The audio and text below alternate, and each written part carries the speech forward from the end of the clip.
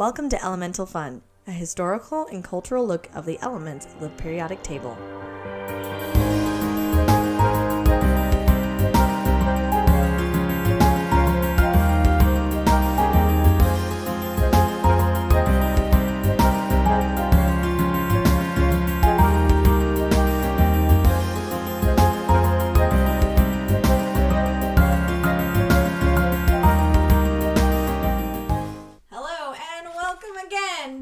Elemental Fun. My name is Grace.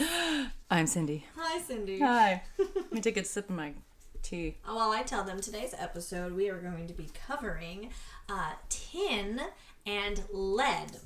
Mm-hmm. Two very not so exciting elements. Hey, there's some exciting stuff. There actually is some really exciting stuff about tin and lead. But first, we have updates from previous elements. Hello and welcome to your update. My name is Grace, and she's got the updates. I'm sitting here with tea. I have some really one is kind of exciting. One is super hilarious. So hold on to your tights. It's gonna get exciting in here. Okay. First one is about gold. Did you know that koalas are ballin' with all the gold in their system? What? Not really. But eucalyptus trees, they absorb a lot of gold in there. Actually, their leaves are holding a lot of gold in them because the actual element of gold is toxic to the tree. And so while the roots, they have really deep roots. So as they're absorbing this gold, they're putting it out through their leaves. So, koalas, no wonder they're always so sleepy. The plants are exuding gold. Basically. They found a high concentration of gold in their leaves, and they started trying to plant trees in areas near where there's a lot of gold to see if that's what caused it, and it was. They're taking it from the soil. So then, if the koalas ate enough, they could actually poop out gold nuggets. I'm just kidding. That's ridiculous. What a news story would that be? But hey, people have been trying, we talked about them trying to get gold out of the ocean and how hard it is and stuff. Maybe they should just move on to koala poop. Alchemy is a very long and very challenging, I'm going to put air quotes around it, impossible, science, yeah. which we'll talk about a little bit today since we're talking about lead. But did we talk about the asteroid Eros during our gold episode? I don't believe so. Okay, well, Eros is a stony asteroid out in space. I love how they give them names. Which Eros is the god of sexual attraction. It's like the Cupid of meteors. Hey, Rock, you are so sexy. He could because, it's estimated that it contains 20 billion tons of gold and other precious metals in it. So maybe he's shooting that off to others like, pew, you have gold. Pew, platinum to you, baby. You got a ring. It's the only way it can attract anybody. Yeah. It's just a gold digger. So basically, if we can get to that asteroid, we will be gazillionaires. So we just need to get Bruce Willis and some other guys to get on a rocket and land on it and then mine it. Totally feasible. It was so big when I was I think I was in middle school. We were all singing that song. Oh my God, you're so young. I know. Sometimes I forget there's a 10-year difference between us. You're like, I was in college. Could you even see that movie, Grace? I don't think you're allowed to. To the theaters. The other exciting thing is it goes with our episode on salt. And now it's not actually like sodium chloride, but I actually heard this on a cheesy news show. No, I can't call it news. Sorry, radio show I listened to in the morning. Brooke and Julie. Oh, Brooke and Julie. They're funny. They made a list of 10 great ideas that totally went wrong, and one of them was the story in New Zealand in the 1930s. There was a weed called ragwort that was just destroying their crops, and so the government told the farmers to use this weed killer of sodium chlorate to kill it. Well, the problem was they'd spray it on the plants and then they'd get some on their pants, and then once it dries, it reacts with the organic fibers and they would literally burst into flames. They'd be riding their horse. That's not funny. Their pants would explode. bad for the horses. If you type Wikipedia, if you type in exploding trousers, that's what comes up. So, a great idea that they didn't really think through. One of my favorite quotes is from, I forget which movie it was, but it's one of the cartoons, and has a little dinosaur, and he's coming out, and he's like, I can't move my hands, I can't get there. I don't think I thought my cunning plan all the way through. He can't open the door because he can't use his hands. When you said dinosaur, I thought of Meet the Robinsons, where he's like, I have a large head. No, like, that's it. It is Meet the Robinsons, yeah, and it says, I don't think you think your cunning plan all the way through. It's like, I have a big head and little arms. I can't get to the door. Yep. Seize the boy. Why aren't you seizing the boy? Wow, I remember that quote. Mm-hmm. Anyway, so those were my updates. I thought you'd like to know that spontaneous combustion is the thing. It is. For pants. On your pants. Did they get burned? Yeah. Ooh. No, it was actually pretty gruesome. Ew. But, just saying their pants exploded is pretty hilarious. We'll just leave off the whole maiming part. It's known as the exploding trousers. So those were my updates. I hope you enjoyed them. Koalas poop nuggets of gold, and your pants can burst into flame if you're only just sexy enough in New Zealand in the 1930s. Now on to, we're going to start with tin. You want to start? I feel like I've been talking a lot. That's fine. I know. Yeah. So what I always like, so when I teach chemistry, we talk about, the names and then the symbols, and lots of times the symbols make sense, like carbon is a C and nickel is an I. Woo, look at that. But then you have things like tin, which is SN, which is like what? So the way I remembered it is tin is sin. Poor tin. Scandalous, I'm saying.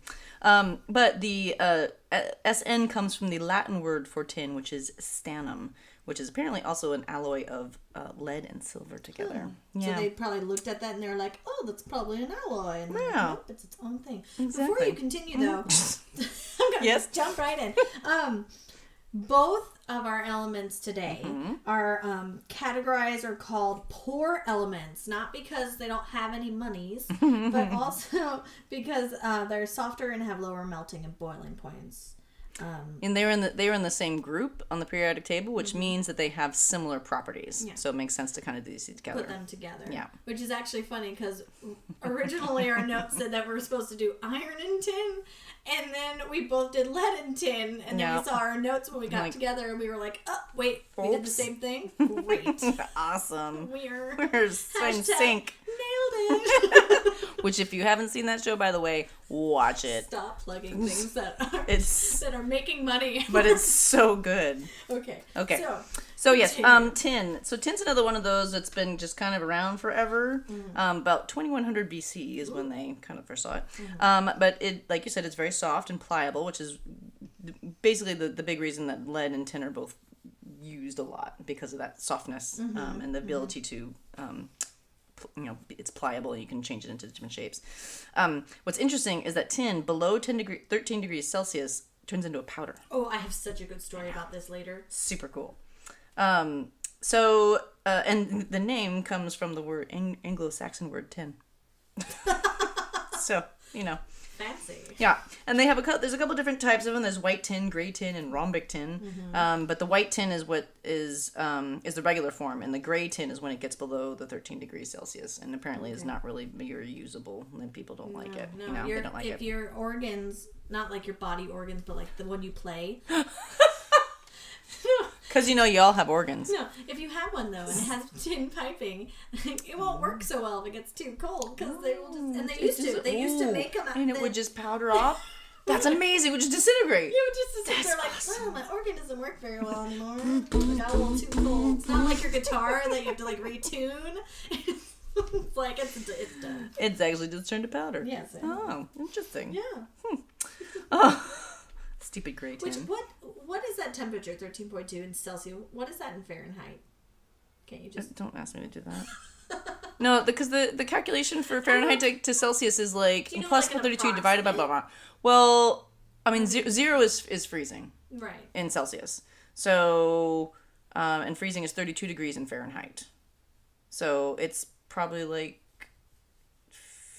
50 or 60 degrees or something. So that's actually pretty warm. Yeah, though. It's not actually, yeah. Like, Because 0 is freezing, and 32. So, yeah. I mean, even if it's like 40 degrees or something, that's still like above freezing, but it still turns into powder. Yeah, because I think when around here, when they say, I'm trying to think of when the in Canada does their Weather Channel stuff, and they're like, it's 20 degrees. I'm like, woo, what? Oh wait, that's Celsius. When I was in Europe, I was like, I can't. I'd look at the temperature and I'm like, I don't know what that means. I know 30's around 100. I'm a scientist and I use Celsius all the time, but because I grew up with Fahrenheit, I don't have the reference. It's the same thing with grams versus pounds. Like you have references that you grew up with, and then that makes sense. And so when you try to do something different, it just goes crazy. Like I said, you didn't have very many notes, but I'm seeing like 2. Well, that's 2. Well, this is tin. That's lead. Oh, okay. And then this is the extras. Oh, okay. Yeah. Continue. Mainly, you mainly find them in alloys, right? The biggest use was in the Bronze Age, because bronze is the thing. So that was the biggest impact. It's bronze is about copper with 5% of tin. But it's used in its own right. There was a ring and a pilgrim bottle in an Egyptian tomb from 1580 to 1350 BC. Chinese mined it in 700 BC. And the pure tin can be found in Machu Picchu. Of course. Yeah, super crazy. Bronze was melted at a lower temperature, as you kind of noted earlier with tin. So it's easier to work and creates a harder metal, so that's why they used it for tools and weapons. Pewter is actually also mostly tin. I have a hilarious thing about pewter. Okay, go ahead. Please interject. Oh my gosh, you're going to love this. So there we go. So I was like, pewter. What is pewter? And I was near my phone, so I was like, Siri, what is pewter? And if you ask Siri what is pewter, she'll reply, I am at your service, Lego Batman, sir. I am at your service, Lego Batman, sir. I don't get it. I think like pew. I don't know. Oh. But okay. Like, that's random. I'm like trying to figure out the joke. I don't know it either, but I was like, what? I asked Siri, what is pewter? Oh, what is pew? Oh, that's funny. I don't know, but they said, I am at your service, Lego Batman, sir. I like it. And so I was like, what does pewter mean? And she told me. It really is. I kept saying pewter, and I'm like, what is pewter? We see a lot in jewelry. Yeah. Yeah, pewter jewelry. Like, and silverware and stuff like that. Right, but I was like, what? Yeah, what is it? Yeah. What is it? And so I asked Siri, and she said, I am at your service, Lego Batman, sir. But she said in her, thanks a lot, Siri. Lego Batman, sir. Like, what? And you actually have Siri. I have fake Siri. I know. On Android. I wonder what fake Siri would say. I don't know. That could be an update. They have funny things. Yeah, I'll have to ask my Siri, my they're phone. having a little too much fun. There's jokes that I don't understand it. What are you talking about? Oh, man. Okay, so one thing that tin can do is it can take a very high polish, and so they use it to coat other metals. Yes. Which is where the tin can came from. Yes, it's resistant to water, so it's ideal for plating things. Exactly. And what's interesting, I found some interesting things about tin. The Can Manufacturers Institute, because apparently there's an institute about can manufacturers.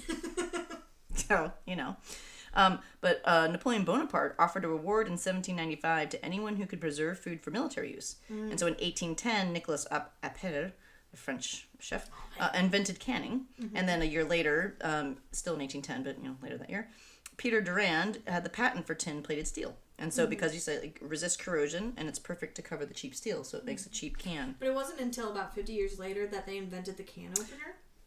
Right. Makes it easier to get into. Well, it's called a knife, Grace. Call that a knife? You call that's just where I went. You call now that's a knife.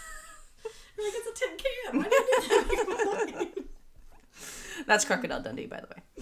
In case you didn't get that reference. You don't know that reference. It's get off a great our podcast. Movie. Seriously. Get away. No, actually just watch the movie. And then was back, and then you get it. Okay. Please don't stop listening to us. But the silver it came to the U.S. in 1818, and then the Civil War, the tin can became popular again to feed military troops. Because they couldn't get to the front lines. Exactly. And so it's not like the chefs could be like, I'm coming with my food. I'm coming to help you. That's a really bad French accent. Oh, I'm terrible at French. I'm generally better than that. I'm rubbing off on you. I'm ashamed. I'm running off. I'm running with you. Off on me. Get away. She's leaving. So there's other alloys that are important, like soft silver, pewter, bronze, phosphor bronze, niobium alloy, which is a superconducting magnet. That's what they have in superconducting magnets. Did you know that most window glass is made from this? So you float molten glass on molten tin, and it creates a flat surface. And then they spray tin salts onto the glass, and it makes a electrically conductive coating. Yes, I did. I learned that, and I was like, what? Yeah. Of course, the whole idea of glass still blows my mind. Yeah, I'm still melting. like, wait, they take what, and then they make melted, clear things? I don't understand. It's dumb. Crazy. They have it's used in a lot of different things, like mordant for dyeing calico and silk, reducing agent, ceramics and gas sensors, tin 4 oxide, zinc stannate, which is zinc and tin and oxygen, is a fire retardant in plastics. Yeah. And then some tin compounds are used for anti-fouling paints for ships, so to keep barnacles and stuff off your paint. It's so good at corrosion. Right, but low levels are even deadly for marine life, especially oysters. And oysters are like the filters of the ocean, so to keep it clean, you don't want to kill your oysters. So now it's banned in most countries. They don't really know. There's no biological role in humans. Like we don't have any need for tin, but it is essential for some species. It's non-toxic. But organic tin compounds can be poisonous, and plants easily absorb tin for whatever reason. Zinc fluoride is used in some toothpastes. I mean, tin fluoride. I was like, zinc fluoride? No, that's weird. No, tin fluoride, which is interesting. And when keep corrosion off your teeth. That's right. Anti-corrosion right here. Resistant to water. Oh no. I don't think you need that. In nature, it's found mainly in cassiterite ore, which is tin 4 oxide, SNO2. And you're basically going to find most of your tin in the tin belt, which is China, Thailand, and Indonesia. And you get it from the ore by reducing it in a coal furnace. So using carbon to get your tin. What? Carbon? We talked about carbon. I know, carbon's so awesome. Go listen to our episode on carbon. Now I'll tell available. you all about it. And there actually is another thing I have about that, about that's linked to carbon, if you want to jump into that right now, since it is carbon. Just kablammers. I'll just keep talking this time. Yeah. So what's cool, remember we talked about graphene? Yes. Sorry. I was blank look. Crickets. I was thinking of like making a graph. I was thinking like graphing. I was like, we talked about making like bar graphs? No, not bar graphs. Line graphs? No. Graphene. What are other graphene? And that's what my brain went. Graphing. No, she didn't say ing. She said ing. Graphene. Yes, graphene. Let me pronunciate graphene. And carbon. Right, so remember graphene is the single atom layer of carbon that is stronger than diamonds and flexible. Right. So super crazy awesome. Yes. The next graphene-like thing may be coming from tin. Ooh. So they have created a 1 atom thick layer called stannine from the Stanford University and the Department of Energy's SLAC National Accelerator Lab. So crazy, smart, super crazy people. Yeah. So it's the first material that's able to conduct electricity with 100% efficiency at room temperature. Oh. So, and if you add some fluorine atoms to it, it holds that 100% up to 212 degrees Fahrenheit, which is boiling. Yeah. Which is beyond what most computer chips would even be so at. we wouldn't have to worry about them. Right. So electronics made with the stannine can produce less heat and draw less power than the silicone counterparts. Ooh. And what's cool is it's made by molecular beam epitaxy. Please explain. That means nothing to me. So you condense... Is it like a light beam, like beam me up, Scott? I don't know exactly. They condense gaseous versions of the element. So they take the gaseous version of tin. Okay. And they condense it. So they take it out of gaseous form into a thin layer in a vacuum. Oh. So they can do that. They can do some crazy stuff. Yeah, yes, they can. Yeah. Oh, so that was pretty cool. I saw one of your notes that I want to touch on.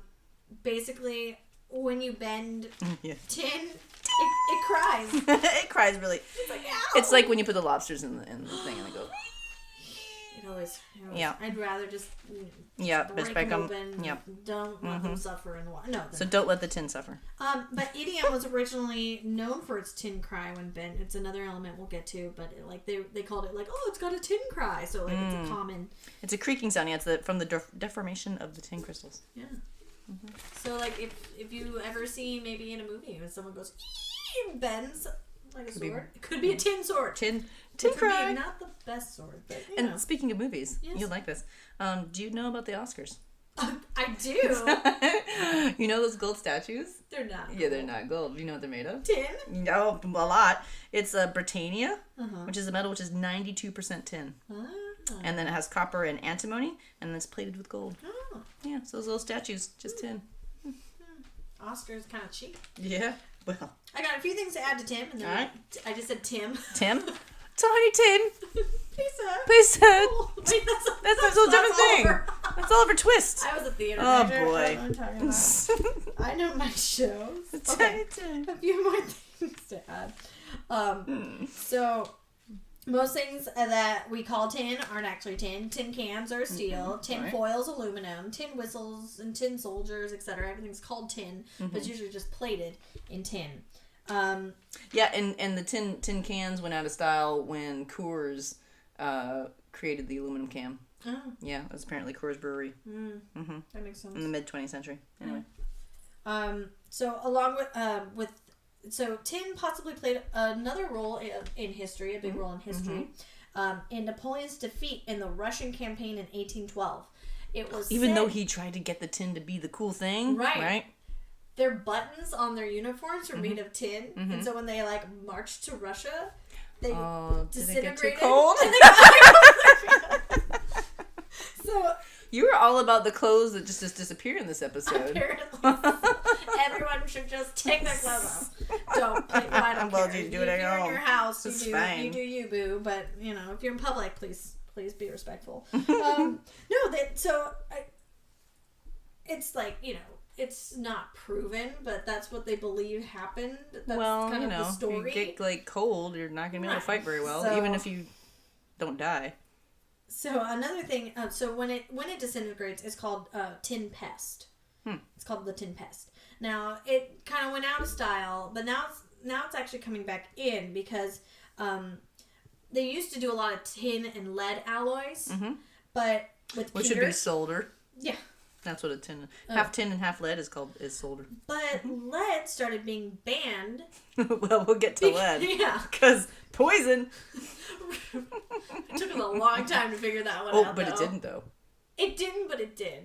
We'll talk about it. Yeah. We'll discuss this. We'll discuss. Talks amongst yourselves. But the alloys were being banned, so they started just doing plain tin as a replacement for things. And then all of a sudden they're like, wait, why are things disintegrating? So the tin pest is back because a lot of countries are banning the lead alloys. The alloy with lead. So there must be a better way. On to lead, or as we call it, the Eroy of elements. Oh, I love Eeyore. Because it is slow, dull, and heavy. Oh. That's not my original. Poor Eeyore. He's not dull. He is heavy. He's so dull. I love Eeyore. Don't get me wrong. He's like one of my favorites, but Thanks for bothering me. He's so dull. So dull. But the symbol for lead is PB. Plumbum, which is Latin for waterworks. Which is where the word plumber comes from. Yay, thank the ancient Romans. Yes. So again, this is another one that is corrosion resistant, which is like everybody loves it. Flexible, just like tin. Low melting point. It sounds great. Or is it? Is it? Not so much. Lead has been known since ancient times, right? Yeah. Again, the Anglo-Saxon word for lead. That's where it comes from. Is lead. It's lead. Those Anglo-Saxons. That's crazy. We just were like, let's just keep all the weird stuff that we're making up. Yeah. So they, it's been mined for over 6,000 years. They found small lead nuggets in pre-Columbian Peru, Yucatan, Guatemala. Superb covering power. So they used it for the base for paints for more than 2,000 years until the middle of last century. The Egyptians used it as an eyeliner. Ancient Greeks used it for complexions. Yep. In Europe too, they would use the white paint that you see in the 1800s. So Queen Elizabeth totally brought it back. Which is really funny because not funny, but there's lead in it. So then the white face, because that was the aristocracy. It looked great if you had white face, because you were never in the sun and out and working. So you had that on there, and what's problem is that you would get some lead poisoning, and then you lose your teeth, and then they'd replace it with lead. Because they didn't quite understand. So that was kind of funny. I thought that was interesting. So the slowly poisoned. Slowly, but let me give you some more. Yeah, not so good. So the Greeks and the Romans mined it on very large scales, and they used it in water pipes, coffins, pewter tableware, debasing silver coins. It decreased in the Dark Ages, came back in medieval times, and were pottery glazes, bullets, printing type. In the last century, of course, we added it as fuel, insecticides, hair dyes. And what's interesting is they thought that, as some people think, that the decline in the Roman Empire was due in part to the lead in the water from the pipes and the water supply. But this is highly debated because some other dude was like, well, wait a sec. Was that Cornelius Celsus? I don't know. I didn't see what it was. Cornelius Celsus, he warned he was a Roman, and he warned. This guy was like, "This is poison." But then the other Romans just poured some sugar of lead into their wine to sweeten it. And they're like, y'all, you don't know what you're talking about. They actually sweetened their wine. Oh, yeah, no, that there was some unscrupulous people did that. And and then people got lead poisoning. They're like, I'm going to sweeten my wine. It doesn't, I don't know if it actually sweetens it, because they say it is the perception of sweetness. So it makes you your think, taste buds. Right? So it it's so your sweet. Mouth, so you're like, this terrible box wine is like super awesome. I think. I don't know. Words are because people have researched this. Some people say like, oh, well, that's obviously, the case. But some people say that it's not an issue because the calcium carbonate that lined the pipes got deposited from the water, lined the pipes, that actually insulated the water from the lead. Oh. So it didn't actually, and there were no taps, so the water was constantly moving through it. So if you have a tap, you turn it off, the water sits in the pipes and absorbs. Right, so if it's keep going through, you're not actually going to get enough into the water. So that was kind of the main argument against it. Okay. But other research says that even if it wasn't a major part of like the actual decline, it certainly caused a lot of major health problems. Again, like we're talking about with the hypothermia and Napoleon Bonaparte, right? That might not have been why they lost, but ingesting it and they would also have ingested lead from their cookware and other things that they used. Yeah, because they probably made a lot of their stuff out of lead. Yeah, they were getting some pretty a lot of lead there. So it's been used a lot. So now we use it as the anti-knocking additive for fuel. And what I thought was funny, so this kind of goes with what we were talking about before, like, you didn't know, we did know, wait, how long have we known that lead is poison? Right, so they added it in the 1920s because it was an anti-knocking agent so that it would keep the engines running better, blah, blah, blah. Many workers died, many were hospitalized, so the U.S. Public Health Service had a conference in 1925 where they're like, yeah, this is kind of bad, don't care. And it maintained in the gas until the 1970s when it was phased out. And it wasn't even actually banned until 1996. Yeah, along with that, I mean, the whole lead paint thing, that was still being painted inside of houses until, I think, 1980. Yeah, the 80s is, anything before 1980 most likely has some kind of lead paint. Mm-hmm. And then, it was as late as 2007, Mattel got in big trouble because China was painting lead paint onto children's toys. Nice. All right. I shouldn't laugh at this. No, you shouldn't. But it's ridiculous, right? It is ridiculous because we know. Because we've known for a really long time. I mean, there was an ancient Roman that was like, guys, this is killing us, and everyone's like, no, it's good. No, and literally, so lead poisoning has been known since antiquity. It's like before the Romans. It's absent from the medical literature until the end of the Middle Ages. And in 1656, Stockhausen saw that lead fumes caused disease called the morbi metallici, or metallici, CI. I don't know. But so that is the term that of the disease that has been known since ancient times. That's what they called it. Yeah. And so we've known forever. And with the Industrial Revolution, things increased in the 70s until the 70s and 80s when everything was banned. So we've known literally forever that lead has poisonous capabilities. It causes damage to the brain, to the kidneys. It can cause anemia. It can hypertension, a form of gout, reproductive problems. Yeah, I mean, especially with kids. Oh yeah. And a lot of times, what's interesting is that the lead poisoning, acute lead poisoning, you're gonna get stomach pains, you're gonna get like terrible things. But most of the lead poisoning that we have to date is low level exposure chronically. Yeah. So, and especially with kids, they're more susceptible because they're growing and they basically absorb it more. Yeah. It reacts to them more. So, and the symptoms are often emotional and mental. Oh, so you don't catch it, right? Yeah. So it's like mental IQ, behavioral problems. I mean, not to get political, but didn't they just do an article with the children in Flint, Michigan? I have a whole section on that. Okay. Let's get political. Oh, let's get political. We're just no, this is thing. So what's interesting, because I was reading about that, and I was, so what happened was in Flint, they were switching for money. They were switching, to save money from one water supply to another water supply. And I don't remember the names of those. But in the meantime, they had to divert and get the water from the Flint River. Mm-hmm. So they got it from there, but they didn't really test it and stuff. So they were getting complaints that it was smelling and it was bad. So they tested it and it had huge amounts of E. coli and total coliform bacteria. So basically fecal material in your water. Yeah. So they chlorinated the crap out of it over way higher levels than they used to. Corrodes. So that and they used no corrosion protection on the pipes. So it corroded the pipes, which led to lead leached in. And they had they tested one water house and tap water, and it was 4 or 5 times the like top limit of like, this is just deadly poison. Well, and I think Michigan had put a state of emergency because the lead levels in their children are so high. Yeah. They put it a state of emergency. Yeah. I'm not gonna get political, but by golly. But we've known since before Roman times that lead is bad. Like, why and we know can't where it we is. Protect people? It just Children, seems like a straightforward. Like, lead is bad. Although my dad, I think we had a piece of lead, like a square piece of lead. And my dad's like, "Look, you can bend it." My dad's a scientist, and I'm like, "Huh?" And he's like, "Wash your hands afterwards." Okay.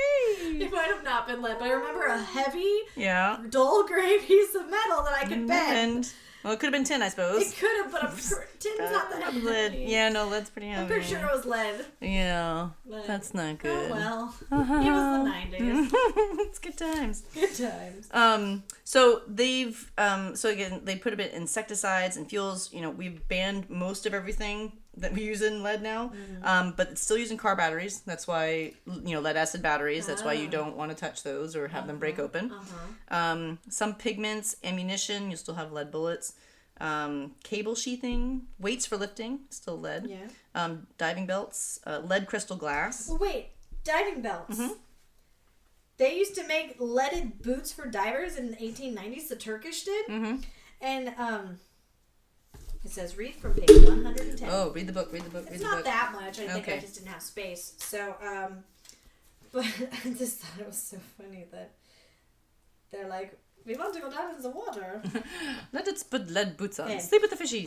Divers must be weighted against their buoyancy, so that their equipment, and that of their equipment. So these Turkish naval divers in 1890 are wearing equipment made from a company called Gorman. The machine in the middle... Oh, you can't see the picture. There's a machine in the middle. There were lead weights hanging from their waist and their boots and the lead soles that weighed 34 pounds. That's heavy. So they just would like... Here, drop you in. I don't know about... I mean, you like water more than me. I do. You're more friendly with the ocean than I am. But like, the last thing I would ever want to do is be... given a lead belt and lead shoes and be like, okay, go sink, bye-bye. That's a little bit much. I mean, what they usually use is you have a belt to counteract your buoyancy. Because you have your wetsuit on, and it's going to make you buoyant. Yeah. So you put enough so that you're neutrally buoyant. So that you stay in a column, and then you can swim. Those would probably just sink to the bottom and have fun. I know, I'm interested, how do they get back up? Yeah, how do they come back up? Maybe they walked out in the water, and so they could turn around and walk back? But I'm like... That sounds like let's go sleep with the fishes. I feel like the turkeys were like, damn, that was too heavy. He's not coming back. Oops. We lost another one. I'm really morbid today. Yeah, I'm seriously. It's just laughing. like everybody dying. Jeez. I really care. I promise. I'm a Hufflepuff. I'm a really caring person. So also, if you ever get X-rays, right? Lead protection. Yes. Right? That's what you put. So, it's not always terrible. So actually, the things you put across you are full of lead. The things we're using nowadays, they're coated in other things so that our audience says, they're not just like, here's a flat piece of lead to lay on your chest while we do X-rays. It's like... Yeah, some of them are. But yeah. No, not literally a slab of lead on your chest. It's covered at least in something. Oh no, yeah, you have like some like material. Yes, over it. Yeah, there's at least some. Yeah, some but you're still putting like lead right there. Okay, but that's not going to hurt you. That's right. You have to ingest it and touch it or rub it. Yes, let it get porously into your skin. They also and what's the thing is because it is very anti-corrosive. If you need to store like say sulfuric acid or something like that, you put it in lead-lined containers so it won't eat through your bottle and then leak everywhere else out. Yeah. And it burns through everything. Mm-hmm. And lead nitrate is used in fireworks, right? Yeah. Because how you get fireworks in the different colors is the different burning of different metals. Well, yeah, and actually that's so alchemists a long time ago. Do you have a thing on alchemy? No. Okay, so alchemists, their initial their goal was to make gold. They wanted to make gold, so they take other metals and they thought, well, if I just change it, they can turn it into gold. And they called it the primera material or something like that. Probably like the primary material. Yep. So they thought that lead was like the lowest of the low on the totem pole of metals. They were like, whoa. So they started there, and what happens is it can be altered to different colors, like red and yellow, depending on like how they're heated up. So alchemists, while they believed it was the lowest, the lowly metal, they started with that because they thought it had the most potential to actually become gold because it could change color when it's heated. But it didn't because that doesn't work. Your science is flawed. Your science is totally flawed. So, do you have any? I have my one other story. I have just a couple things, right? Well, so we have... They made the lining of stained glass windows. Oh, right, stained glass, and musket balls, and then actually those outlinings of those stained glass windows lasted like 200 years. Yeah, well, it's a pretty durable. Yeah, it's pretty good. It may kill you, but it will make that glass window stay up. It's good.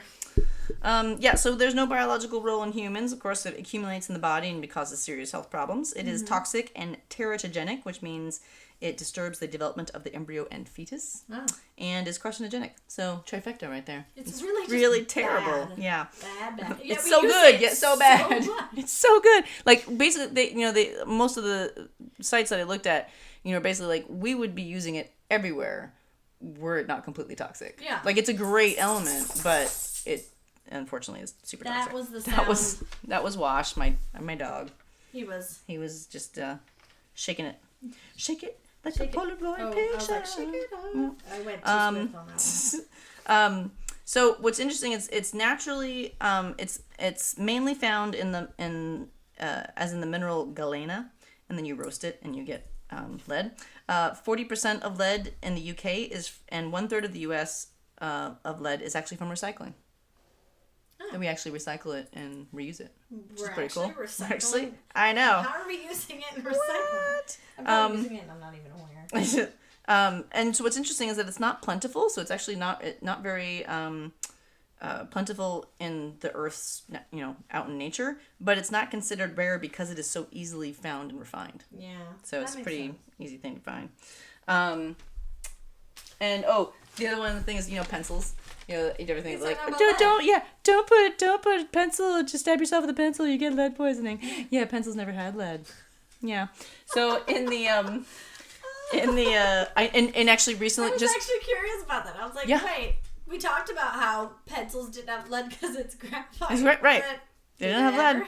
No, and what's really funny is like 10 years ago, my old horse trainer like freaked out because her son, stabbed his sister with a pencil or something. She's like, "I got lead poisoning," and I'm just like, "Oh my god, there's no lead in it." Anyway, there were large deposits in the 1500s in England of graphite, and they thought it was lead. Oh, and so it's always been made out of. It's always been made out of graphite. It's never been out of lead. And so the other funny story is when I first started.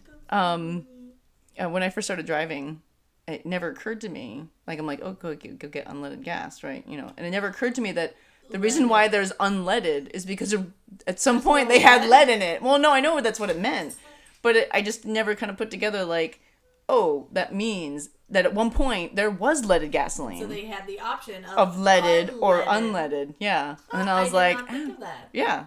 Huh. So it was like the first time I went to the gas station, I was like, wait. I went to the gas station. I was like, fill it up. I don't know. That one's cheap. And then what's interesting too is that I just found in 1996 that's when I graduated high school. So I had started driving. I was in New Mexico. I got to drive at like 15. So I've been driving for a few years, but like that's crazy. They didn't ban it until 1996. My God. Anyway. Well, hello, Mattel, 2007. Here's some lead paint there. Okay. Oh my goodness. Okay, so I got one more thing. This is from the Periodic Tales book, our original. From the book that we're kind of basing this all on. Sparked our need to figure out things and make it entertaining. Mm-hmm. Never. Just kidding. Hugh Aldous Williams, you're hilarious. No, but I actually folded the page. What is it called? Dog-eared? Dog-eared. Mm-hmm. It's late. I dog-eared this page before we even did this podcast because I thought this was so interesting. So, the build-up is intense. It's not, you're going to be like, that's it. In parts of Central Europe, where lead ores are abundant, there was a tradition that kind of started to make shape. They would the Germans would perform this ceremony called, I'm going to butcher it. Bleigießen. It's called lead pouring on New Year's Eve. So they'd have like a bucket of water and they'd melt some lead and they'd pour it into the water. Okay. And whatever shape your like lead would turn into would tell your it was like a like tea leaf reading or something like that. Your fortune. Right.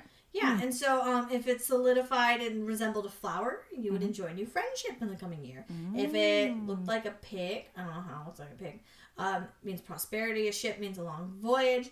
Hungary did the same kind of ceremony, but they took place on Lucas Day, which is the 13th, and lovers would pour the lead in to decide if they were good partners. Okay. And so the author of this book did it with his wife and his son, and they like surprisingly looked like that was, you can't see this. That one looks kind of like a sperm. Sorry. I think he said it looked like a flower. Okay. Maybe it looks more like one in real life. Sure. It's not poor quality. Okay. Printing. Mm-hmm. The sun just like dumped the lead in though, so it just looked like a blob. That one looks like a little kid. It does look like a kid. Mm-hmm. Like maybe like stabbing someone. Yeah. Mm-hmm. I said poking. She said stabbing. I have a 5-year-old son. Grace said poking because I have a daughter. Cindy said stabbing because everything turns into a weapon. Stab. Just saying. So I just thought that was like one positive thing about lead. Except that they would probably handle the lead then, and then that wouldn't be good. Well, yeah. Maybe. You're going to have prosperity the next year. Oh, you're getting sick. Why? Well, again, I don't think if you touch it for a few... I'm fine. Maybe, well, that's debatable. Shut it. Oh, can we go back to tin real quick? Sure. No. Before we end this, tin was so valued in ancient Greece that its trade was top secret, and it was only known as the Cassandrides or the Tin Islands, and they didn't actually know where the tin came from. Interesting. And another interesting ancient Roman thing about lead, it's linked with Saturn. Which is a melancholy planet. It's connected with Kronos. Kronos was a real depressing guy who, like, ate his children or something. Yeah, he did. Yeah, Kronos. Yeah, he was really weird. Depressing, which goes with lead. Yeah. So, super depressing. They knew it. They had it. They got it. Yet we did nothing because that's the way we do things. Nature. We're like, it's fine. That's poisonous, but we're gonna. But it works so good with everything. We just gotta keep using it. Exactly. Yeah. Well, I think that's gonna wrap up our episode. I think it is. I think so. It's time to go to sleep. It's so time to go to sleep. Well, I guess that's all I have to say. That's all I have to say. Yeah. What are we doing next? What was it? Oh, we did that one and that one. We're probably going to do. We've done a lot of metals. We might want to. We should do the noble gases. We might move into noble gases. Yeah. Next time. They're really fun. So, yeah, not reactive. Oh, you'll get that joke next time. Ha! Maybe I will too. Thank you so much for listening. This has been Elemental Fun. If you have any questions, comments, concerns, feel free to email us, which we have links below if you are interested. Make sure to like and subscribe. Make sure to like and subscribe. Thank you so much for listening. Again, I am Grace. And I am Cindy. And we will be here next week. Thanks. Bye-bye.